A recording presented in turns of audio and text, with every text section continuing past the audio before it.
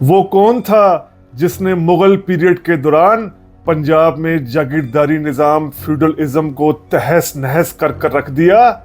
Feudalism जिसमें मेहनत करने वाले इंसान को लूटा जाता है, इसकी मेहनत जागीरदार को और ज़्यादा अमीर बनाती है। किसान की मेहनत का पसीना जागीरदारों की अय्याशियों का सामान फराहम करता है। यही वजह है जागीरदारी निज़ाम के ख़िलाफ़ दुनिया भर में तहरीकें चली। 1789 का इनकलाब फ्रांस इसकी बहुत बड़ी मिसाल है। मगर दुनिया में असर छोड़ने वाले इस इनकलाब फ्रांस से भी 80 साल पहले किसने पंजाब में इस निज़ाम को तबाह करने की काफ़ी हद तक कामयाब कोशिश की? किसकी तहरीक के दौरान पंजाब फैज़ अहमद फैज़ के अल्फाज में हम महकूमों के पाए तले जब धरती धड़ धड़ धड़केगी, सब ताज उछाले जाएंगे, सब तख्त गिराए जाएंगे का अमली मॉडल पेश कर रहा था, अमली नमूना पेश कर रहा था। आज हम जानने की कोशिश करते हैं इस तहरीक को चलाने वाला इंसान कौन था, लीडर कौन था। व्यूअर्स को रीथिंक विद उमर जावेद में खुशामदीद, वेलकम।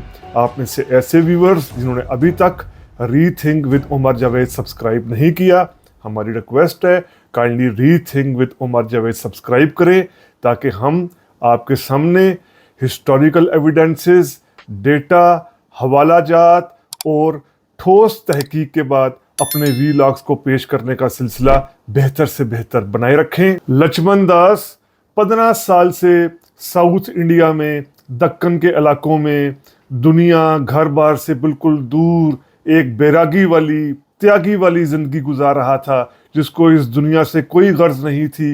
वो अपने एक तरह की दुनिया को त्याग कर चुका था कि 1708 में उसको पता चलता है कि सिखों के गुरु गोबिंद साहब नानंद आए हुए हैं।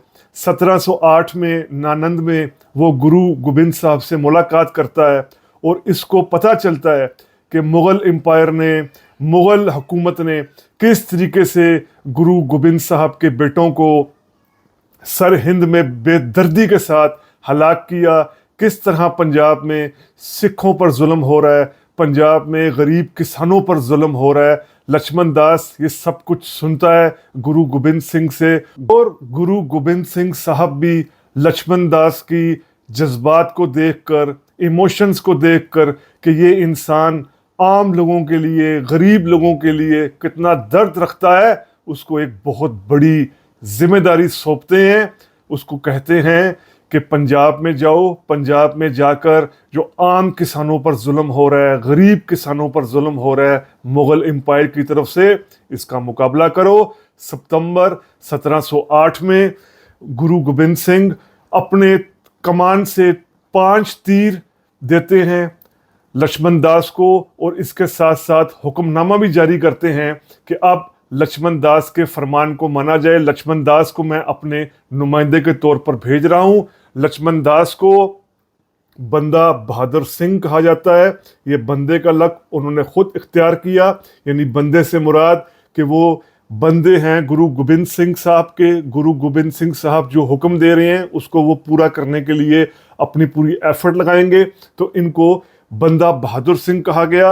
अब बंदा बहादुर सिंह दक्कन से, साउथ से पंजाब की तरफ ये सफ़र करते हैं हुक्मनामों के साथ, और साथ ही पंजाब में एंटर होने से पहले वो एक हुक्मनामा जारी करते हैं, जिस हुक्मनामे में कहा जाता है कि पंजाब में कोई भी फर्द, कोई भी शख्स, कोई भी आदमी जो चोरों से, डाकुओं से, लूटने वालों से या फिर मुग़ल एम्पायर के जुल्म करने वाले जो सिपाही हैं, फौजी हैं, इनसे तंग है तो वो इनके पास आकर पनाह ले। वो इसकी पूरा शिकायत का मदावा करेंगे और इसको पूरे तरीके से इंसाफ देंगे। बंदा बहादुर के इस ऐलान के साथ ही पंजाब में बड़े पैमाने पर, ख़ास तौर पर जो पंजाब में मालवा के किसान हैं, मालवा जो ऐसा इलाका है जहां आज पंजाब के बरनाला, भटिंडा, फरीदकोट, फतेहगढ़ साहिब, फाजिलका, फिरोजपुर, लुधियाना, मलीर कोटला जैसे इलाके हैं। पाकिस्तानी पंजाब में जो उकाड़ा है ये भी मालवे का इलाका है। मालवे के इलाके के जो किसान होते हैं, बेज़मीन किसान होते हैं, मुग़ल एम्पायर के जुल्मों को सह रहे होते हैं, वो बड़े पैमाने पर आकर बंदा बहादुर सिंह की इस ऐलान पर उनका साथ देने के लिए पहुंचते हैं।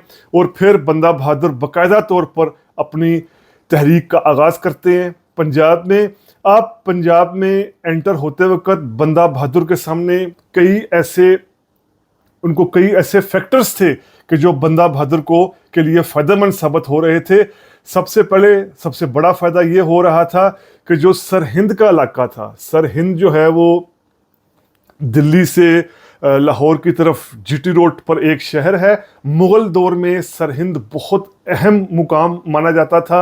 यही वजह है कि मुग़लों ने इसको इस इलाके का एक तरीके का दारुल हुकूमत बनाया हुआ था और यहाँ पर अपना सूबेदार यानी गवर्नर मुकर्रर किया जाता था।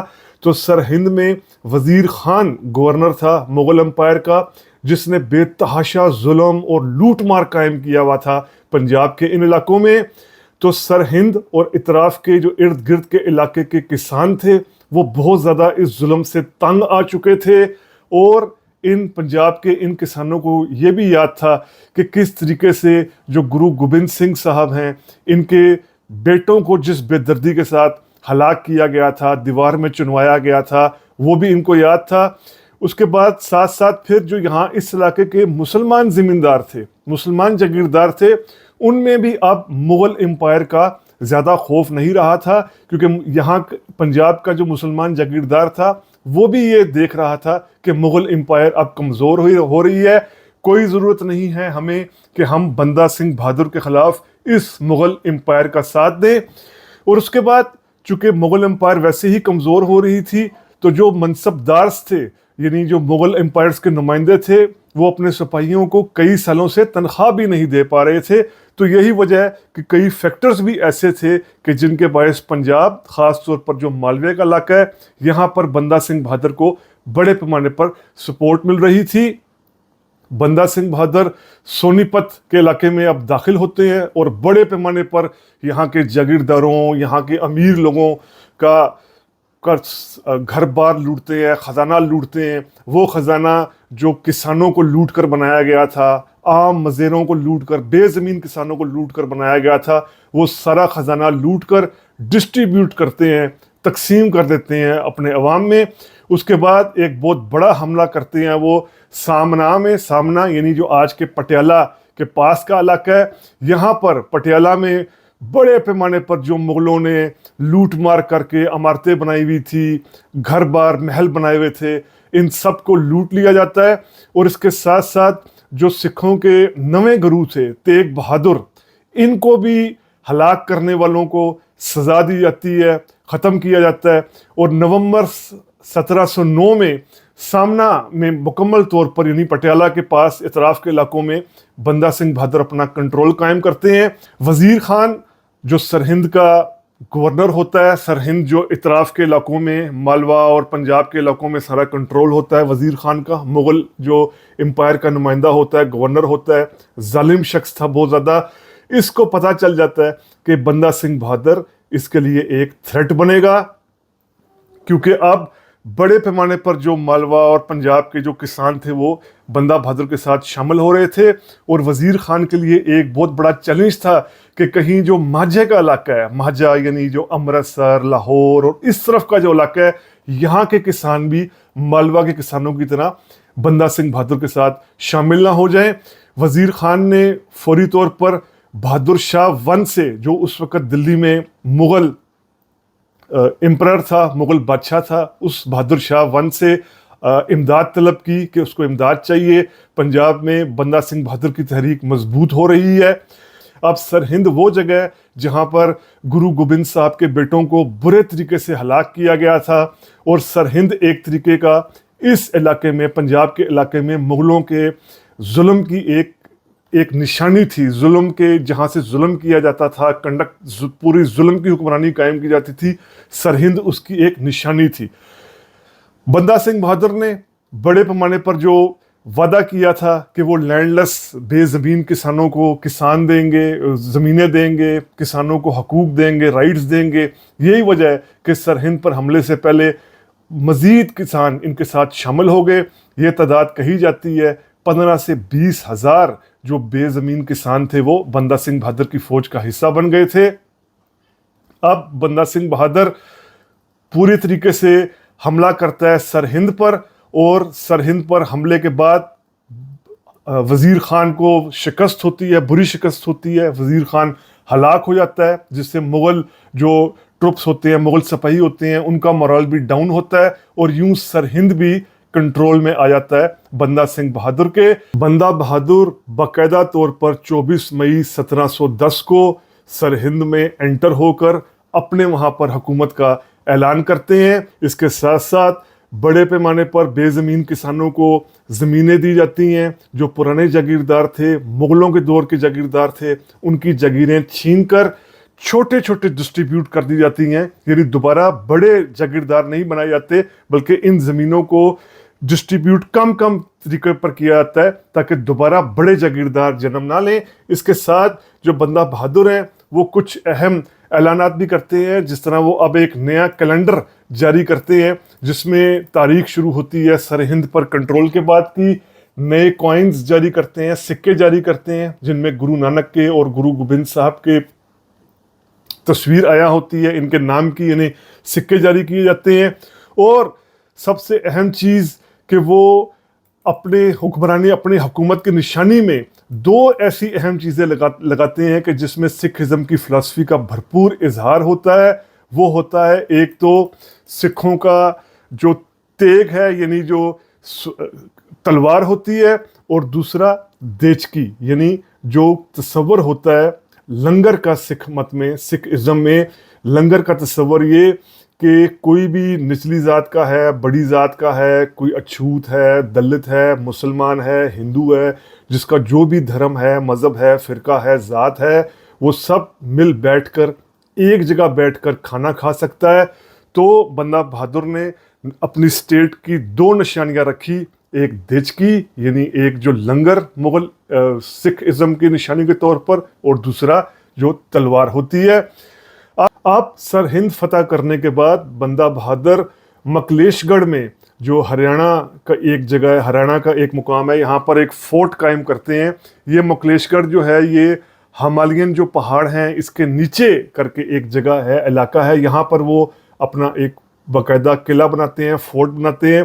کئی علاقے مزید جیسے جلندھر, ہوشیارپور, یہ بھی 1710 میں بندہ بہادر کے کنٹرول میں آ جاتے ہیں. اس پورے انقلاب کو جو یہ بندہ بہادر پنجاب میں لا رہے تھے, اس کو اروائن جو ایک بڑے ہسٹورین ہیں جنہوں نے بہت اہم کام کیا ہے ہسٹری پر, یہ اپنی کتاب لیٹر مغلز میں بڑی زبردست عکاسی کرتے ہیں کہ کس طرح بندہ بہادر کی آرمی میں, فوج میں, جو بالکل ان پنجاب کے علاقوں کا نچلی ذات کا آدمی تھا, غریب تھا, جس کو کسی قسم کا کوئی حق نہیں تھا, کوئی تحفظ پہلے حاصل نہیں تھا, وہ کس طریقے سے بندہ بہادر کی فوج میں شامل ہوتا ہے, اور فوج میں شامل ہونے کے بعد کس طریقے سے اس بے زمین, اس زمین کے بغیر, ہر طرح کے حق کے بغیر والے کسان کو حق بھی ملتا ہے, رائٹ بھی ملتی ہے, زمین بھی ملتی ہے, اپنے سیاسی حقوق بھی ملتے ہیں. یہی وجہ ہے کہ یہ دیکھتے ہی دیکھتے جو علاقہ ہوتا ہے اب مالوا کے ساتھ ماجھے کا, یہاں پر بھی امرتسر کے علاقے میں بھی جو پیزنٹ آرمی ہوتی ہے, کسانوں کی فوج ہوتی ہے, وہ بڑے پیمانے پر جاگیرداروں کے خلاف بغاوت شروع کر دیتی ہے. یہ بغاوت پٹیالہ, پٹھان کوٹ تک کے علاقوں میں ہوتی ہے. یعنی یوں اب پورا پنجاب سوائے 2 علاقوں کو چھوڑ کر, یعنی ایک جو لاہور اور دوسرا جو قصور تھا جہاں پر افغان پٹھانوں کی حکومت تھی, قصور اور لاہور کو چھوڑ کر باقی پورا پنجاب ایک طریقے سے کسانوں کے کنٹرول میں آ جاتا ہے. بے زمین جو غریب کسان ہوتے ہیں ان کے کنٹرول میں آ جاتا ہے, جس کو لیڈ کر رہے ہوتے ہیں بندہ بہادر. اب یہاں پر جو مغل افسران ہوتے ہیں, جو مغل حکمران ہوتے ہیں, وہ یہاں پر ریلیجس کارڈ کھیلنے کی کوشش کرتے ہیں. وہ مسلمان جو کسان ہیں, مسلمان جاگیردار ہیں, ان کو کہتے ہیں کہ بندہ بہادر کی فوج کا ساتھ نہ دیا جائے, یہ مسلمان نہیں ہیں, ان کو ہمیں ختم کرنا پڑے گا, اگر آپ نے ان کو ختم نہ کیا تو یہ آپ کو ختم کر دیں گے. اب جو مغل حکمران ہوتے ہیں, یہاں کے مغل صوبے دار ہوتے ہیں, مغل فوج ہوتی ہے اس کی اس ریلیجس کارڈ کا کسی حد تک تو اثر ہوتا ہے.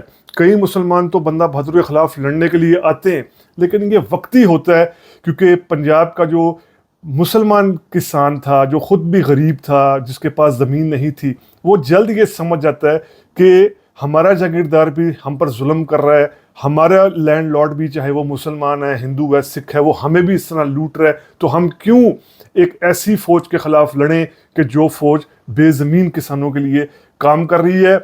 آپ آہستہ آہستہ مالوا ماجھا کے علاقے یعنی جمنا سے راوی تک کے علاقے اگر ہم کہیں تو یہ اس میں جس شخص کی حکومت جس شخص کا نام گونج رہا ہوتا ہے وہ بندہ بہادر ہوتا ہے.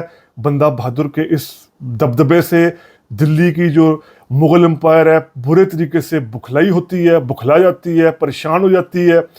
یہی وجہ ہے کہ جو مغل بادشاہ بہادر شاہ ظفر اول ہوتا ہے یہ اب بڑے پیمانے پر دلی میں اتر پردیش میں اودھ میں بڑے پیمانے پر اپنی فوج کو منظم کرتا ہے اور یہ بھی کہتا ہے کہ سکھوں کے خلاف ہولی وار لڑنی پڑے گی یعنی ریلیجس کارڈ یوز کرتا ہے. اور اپنے ساتھ ساتھ یہ جو بندیلا کے راجپوت ہیں ہندو راجپوت ہیں ان کو بھی اس کمپین میں شامل کرتا ہے. یعنی اگر دیکھا جائے تو یہاں پر پھر جو مغل بادشاہ بہادر شاہ ہے وہ ریلیجس کارڈ کا صرف استعمال پولیٹیکل ٹول کے لیے کر رہا ہے کیونکہ وہ جب بندہ بہادر سے لڑنے کے لیے مسلمانوں کو بھڑکا رہا ہے تو دوسری طرف وہ راجپوتوں کی حمایت بھی حاصل کرنا چاہ رہا ہے. تو یہاں سے پتہ چلتا ہے کہ میڈیول پیریڈ میں بھی حکمران کس طریقے سے ریلیجس کارڈ کو اپنے پولیٹیکل مقاصد کے لیے یوز کرتے تھے.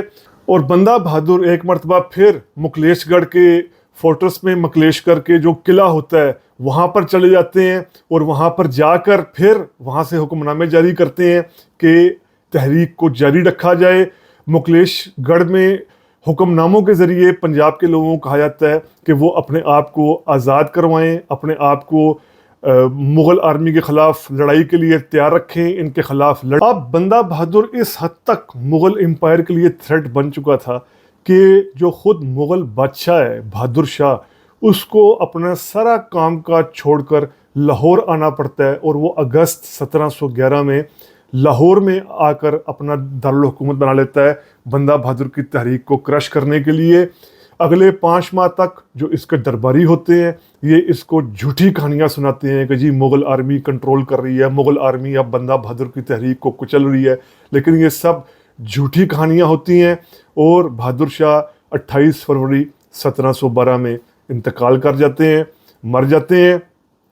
اب جس طرح ہوتا ہے مغلوں میں ایک مرتبہ پھر سکسیشن کی لڑائی شروع ہو جاتی ہے کہ کون بادشاہ بنے گا دلی میں. یہ بندہ بہادر اس کو پھر اس موقع کا پورا فائدہ اٹھاتے ہیں اور ایک مرتبہ پھر وہ نیچے میدانی علاقوں میں آتے ہیں, اپنے مکلیش گڑھ کے جو فورٹ ہے قلعہ ہے وہاں سے نیچے آتے ہیں اور پھر وہ ایک مرتبہ کنٹرول حاصل کرتے ہیں ہریانہ کے کئی علاقوں کا اور باقی کئی علاقے جو مغل امپائر ان سے لے لیتی ہے. دوسری طرف جب دلی میں مغل امپائر کی جو سکسیشن کا جھگڑا ہوتا ہے اس میں جو فروخ سیار ہے یہ بادشاہ بنتا ہے. فروخ سیار کامیاب ہوتا ہے اپنے بھائیوں کو شکست دینے میں اور مغل بادشاہ بننے میں. یہ بڑے پیمانے پر کوشش کرتا ہے کہ پنجاب میں کسی طریقے سے اس تحریک کو کچلا جائے اور فرق شاہر جو ہے وہ 2 اپنے انرجیٹک افسروں کو, ایک عبد الصمد خان اور ایک اس کا بیٹا جو زکریا خان ہوتا ہے, ان کو یہ ڈیوٹی دیتا ہے کہ وہ جائیں جا کر بندہ بہادر کی تحریک کو کچلیں. اب یہ صمد خان اور خاص طور پر زکریا خان کو پنجاب میں ظلم کی نشانی کے طور پر یاد رکھا جاتا ہے. انہوں نے جس طریقے سے ظلم کیا. اب عبد الصمد اور اس کا بیٹا زکریا خان پنجاب آتے ہیں اور یہاں آ کر پورا ظلم کرتے ہیں جو بندہ بہادر کے حامی ہوتے ہیں. پوری مغل امپائر اپنے وسائل کو یہاں پر جھونکتی ہے بندہ بہادر کے خلاف, بندہ بہادر کی آرمی کے خلاف. اور مکلیش گڑھ میں بھی بہت بڑا حملہ کیا جاتا ہے. اس حملے کے باعث جو بندہ بہادر ہوتے ہیں وہ مزید ہمالینز جو کے علاقے ہیں, ہمالینز کے پہاڑوں کے علاقے ہیں, جنگلات ہیں, اس طرف چلے جاتے ہیں. اب یہ سمجھا جاتا ہے کہ جیسے جو یہ کسانوں کی تحریک ہے کافی حد تک ختم ہو گئی ہے. بندہ بہادر بھی پنجاب کے سین سے 1 سال کے لیے غائب ہو جاتے ہیں اور وہ جموں کے پاس ایک اپنا گھر بنا کر جس کو اب ڈیرا بابا بندہ کہا جاتا ہے یہاں پر رہنا شروع کر دیتے ہیں اپنے خاندان کے ساتھ.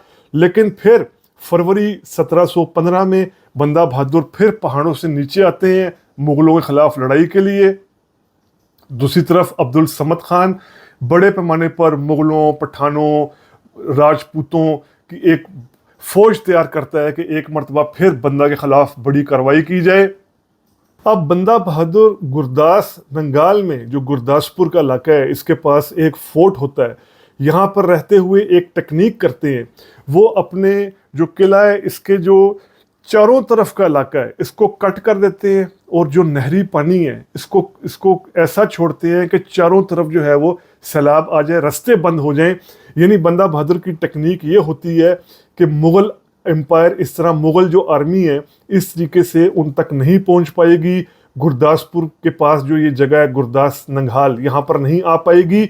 लेकिन ये टेक्निक गलत क्यों साबित हो जाती है कि मुग़ल आर्मी तो एंटर नहीं हो पाती, लेकिन इसके साथ साथ जो बंदा बहादुर, उनके साथी, उनके सिपाही, उनकी फ़ौज होती है, उन तक भी जो फूड होता है उसकी रस्त रुक जाती है, खुराक की सप्लाई रुक जाती है, कई महीनों तक खुराक नहीं पहुंच पाती। यही वजह है कि जो बंदा बहादुर की फ़ौज है वो घोड़े खाने पर, गधे खाने पर, ऐसी चीज़ें खाने पर, घास फूस खाने पर मजबूर हो जाती है। और कई सिपाही, कई फौजी जो हैं वो इसमें हलाक भी होना शुरू हो जाते हैं क्योंकि फूड चेन, फूड सप्लाई, खुराक ही नहीं मिल रही होती। अब अब्दुल समद खान बड़े पैमाने पर एक मरतबा फिर सराउंड करता है बंदा बहादुर के इस किले को, और अब्दुल समद ये कहता है बंदा बहादुर को कि अगर वो नीचे आ जाएं, अपने आप को सरेंडर कर दें, तो उनके साथ बातचीत की जा सकती है, उनके मुतालबात पर गौर किया जा सकता है।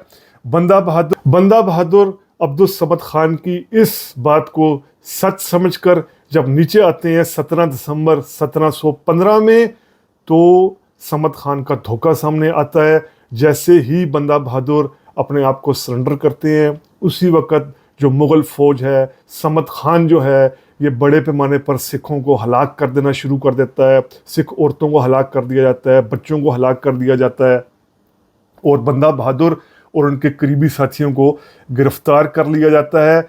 गिरफ्तार करके इनको अब लाहौर लाया जाता है और लाहौर से दिल्ली इनको ले जाया जाता है। दिल्ली ज़करिया खान इस खूनी काफ़िले को लीड कर रहे होते हैं। लाहौर से दिल्ली तक के रास्ते में जो भी सिख नज़र आता है उसको या हलाक कर दिया जाता है या गिरफ्तार कर दिया जाता है। जो भी सिख औरत नज़र आती है उसको अपनी बंदी बना लिया जाता है, बच्चों को हलाक कर दिया जाता है। और यूं ये खूनी जो काफ़िला है ज़करिया खान की क़यादत में, जिसमें अब बंदा बहादुर भी कैद हैं, ये फरवरी 1716 को दिल्ली पहुंचता है। और दिल्ली पहुंचने के बाद फिर मज़ीद सिखों को हलाक कर दिया जाता है।